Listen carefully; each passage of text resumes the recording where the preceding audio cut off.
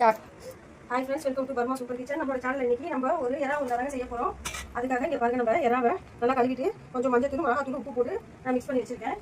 அதுக்கப்புறம் ஊறுகாய்க்கு தேவையான மிளகாத்தூள், காஷ்மீரி சில்லி, தனியாத்தூள் வச்சுருக்கேன். அப்புறம் ஊறுகாய்க்கு தேவையான அந்த புளி உங்களுக்கு வச்சுருக்கேன். நல்ல ரெடியாக வச்சுருக்கோம். இந்த பேஸ்ட் வந்து நான் தக்காளி கொஞ்சம் புளி போட்டு நல்லா ஒரு மிளகா ஒரு 4 போட்டு நான் வந்து அரைச்சி வச்சுருக்கேன். கொஞ்சம் நம்ம பூண்டு சேர்த்துக்கலாம். இப்போ நமக்கு எண்ணெய் சூடாச்சு. இதில் நம்ம எறா சேர்த்துக்கலாம்.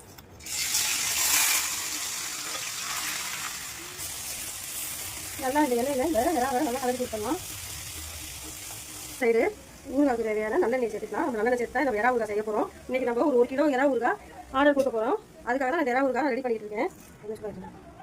என்ன பார்த்துக்கலாம், எண்ணெய் பாருங்க நல்லா ஹீட் ஆகிடுச்சு. இந்த டைமில் நம்ம கொஞ்சம் உளுத்தம் பருப்பும் கொஞ்சம் கடுகு சேர்த்துக்கலாம். கடுகு நல்லா பொரிஞ்சிச்சு. இந்த டைம் நம்ம கொஞ்சம் பூண்டு சேர்த்துக்கலாம். பூண்டு சேர்த்து நல்லா கலந்துக்கலாம். கலந்து விட்டுட்டு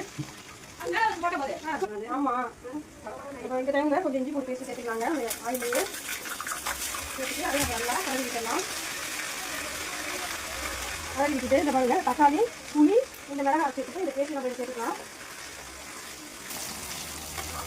நமக்கு எறா வந்து கொஞ்சம் இந்த தண்ணியெல்லாம் வற்றுற அளவு கொஞ்சம் வந்தால் போதும். ரொம்ப விதிரக்கூடாது, ரப்பர் மாதிரி ஆயிரும் எறா. இந்த டைமில் நம்ம கல்லுப்பு சேர்த்துக்கலாம். இந்த ஊறுகாய் எவ்வளோ தேவையோ அதெல்லாம் நம்ம சேர்த்துக்கலாம்.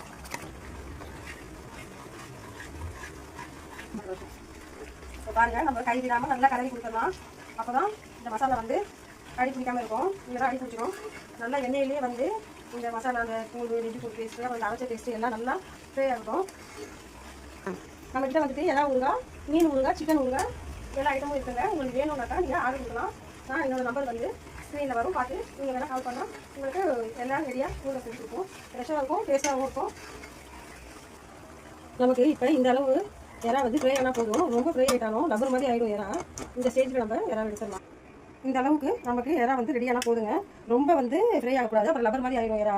இந்த ஸ்டேஜில் நம்ம எடுத்துடலாம். இப்போ நம்மளுக்கு இந்த மசாலா வந்து கொஞ்சம் நல்லா ரெடி ஆகிட்டு இருக்குது. இந்த டைமில் நம்ம இந்த மிளகாத்தூள், தனியாத்தூள்லாம் நம்ம சேர்த்துக்கலாங்க.